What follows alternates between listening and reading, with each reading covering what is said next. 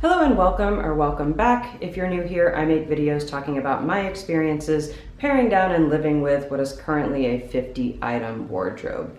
So far I've made several videos talking about the different sides of paring down a wardrobe, but equally or perhaps more important is deciding what to keep. So today I thought I would talk through some of the techniques that I've used to build a cohesive minimal wardrobe. Now, I've mentioned this before, but whenever I was deep in the process of simplifying my wardrobe, it was really important to me that I have a cohesive wardrobe where everything looked fairly uniform and that they sort of belong to the same person. They all have a similar personality. And so now that I have what I consider a fairly successful attempt at that, not only am I thrilled with the results, but I think that focusing on cohesion really helped me to get down to the place that I'm at today. Before I jump in, I have 3 quick disclaimers. One is that I learned many of these techniques from The Curated Closet by Anushka Rees. So if you want to learn about any of these techniques in more detail, pick up her book. It's a really quick read and I do recommend it. Secondly is that I'm going to use my personal style as examples. So if what you see behind me doesn't resonate with you, that's totally fine. You can still use these techniques and adapt them to your personal style. You can dip yourself in chocolate every day. I don't care. You do you. And third, I think it's really important to focus on what you're going to keep and what belongs in your ideal wardrobe. And I do think that these techniques help to sort of recalibrate focus onto what we're going to keep. So if you find that you're spending too much energy on things that you're actually just going to end up discarding, take a step back and focus back in on what you're going to keep. Now the first tip is a quick one, and I know it can sound kitschy, but take a minute to define your style in a couple of words. So for me, those are clean, sleek, neutral basics. I want a primarily neutral wardrobe for all year round with pieces that are easy to maintain. I like pieces with minimal or no embellishment and little to no pattern, and I want fabrics that are easy to coordinate and care for. Now, if you have no idea how to define your style, that's fine. This is the fun part. Get on Pinterest or Instagram and look for inspiration. If you find also that you have a lot of words, 6 to 10 words, and that you're mixing different styles, that can be fine. You can totally mix different styles, but I think it's really important to define what your style is so that you know what it isn't. Next is lifestyle. So take a minute to really critically examine the types of events that you go to and that you need to dress for. Do you work in an office environment? Do you work from home? Do you have to wear a kind of uniform to work? Do you go to a lot of formal occasions? For me, I go to formal occasions basically never, and so I know I can do a little bit of tuning to something I would otherwise wear to work and be just fine. Now, there are lots of capsule wardrobe building worksheets online that help you in detail spec out what you need to dress for the types of events that you go to.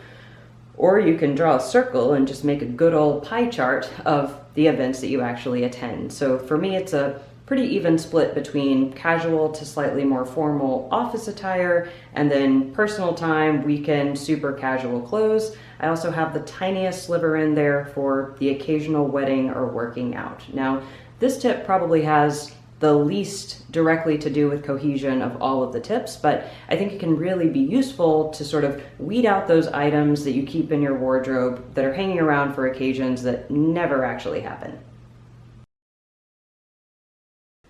The next technique I want to share, and the one that I found really useful, perhaps the most useful for paring down my wardrobe and building a cohesive wardrobe for myself, is defining a color palette. Now, I think we're surrounded by color, and so we hear color palette and say yeah, of course, color, that's your entire wardrobe. But I've had minimal leaning tendencies for a long time, and actually defining a color palette was a much more recent consideration. So if you have a ton of clothes, you might have lots of color spread throughout it because you have that much more room for play. But if you have a small wardrobe, or if it's your goal to work towards a smaller wardrobe, then color becomes much more deliberate. So I've opted for a very neutral wardrobe. I have a lot of white, black, army green, navy, and a couple of accents. And for the most part, these are sort of textbook neutral colors, but they're also the colors that I think I look best in. And so I learned along the way that I don't like colors that aren't super saturated. So anything that was pastel or muted or a lot of grays, I got rid of because they're just not super saturated and I don't think they look great on me. So I think defining your color palette can one, help you to part with things that are not a part of that color palette. It also makes shopping super easy because you can ignore literally anything that falls outside of your color palette.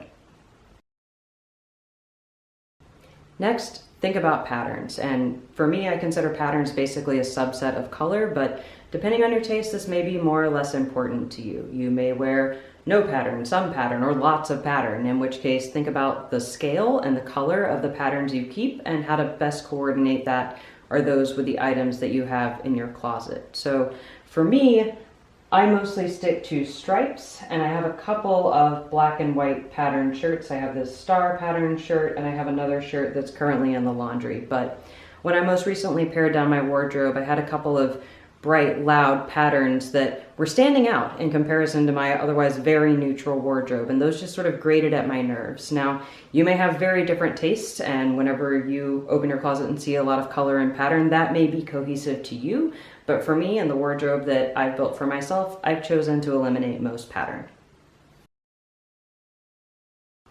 Next, and this is straight out of the curated closet, but I wanted to mention outfit formulas and silhouettes. So outfit formulas are the types of items that we combine to create outfits for ourselves. And just to use myself as an example, I wear a lot of tighter fitting trousers and looser tops, and that's basically my one and only outfit formula. So by defining that, I was able to eliminate all but one dress from my wardrobe because that's just not a typical outfit formula for me. So get to know what outfit formulas you really gravitate towards, and then build a closet that works to facilitate you being able to wear those outfit formulas.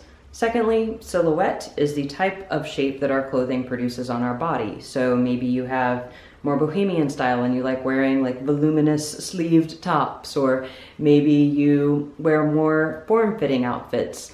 Whatever, again, your silhouettes are, know them, define them, and then keep articles of clothing that work for them. The final technique I want to share is to really think about fabrics and textures. Now, to me, fabrics and textures is almost like thinking about colors. If you have a large closet or a large amount of clothing, then you might have a lot of variation in fabrics and textures because you have a lot of room to play. But whenever you get down to a smaller wardrobe, I think it brings those differences in fabrics and textures more to the forefront. So right now, I think basically everything has a very similar personality, except for this guy, which is sort of a chunky, open weave, light sweater. Everything else is pretty streamlined, pretty sleek. This guy is standing out a little bit. I haven't gotten rid of him yet. I'm kind of okay that he's not in perfect unison with the rest of my wardrobe, but something to think about if you really want to color your wardrobe is the types of fabrics and textures that you want to include within it. It's a good thing I made it through the list because my cat has woken up and decided that it's playtime. But I hope you found some of these techniques useful. Again, these are the tips that I used to get to what I consider cohesive wardrobe that I have today. If you like the idea of having a cohesive wardrobe, but you're not sure you can really commit to weeding out a lot of things in your closet, just try this, employ the techniques, and then pack everything else away and see how you get on with a cohesive and possibly smaller wardrobe. Again, I'm absolutely loving it and it's been great for me. But I think that's all for me today. Thank you so much for watching, and I'll see you next time. Want to say hi, Boo? She's just looking at the cord. Oh, she's eating the cord. I need that back. I need that back.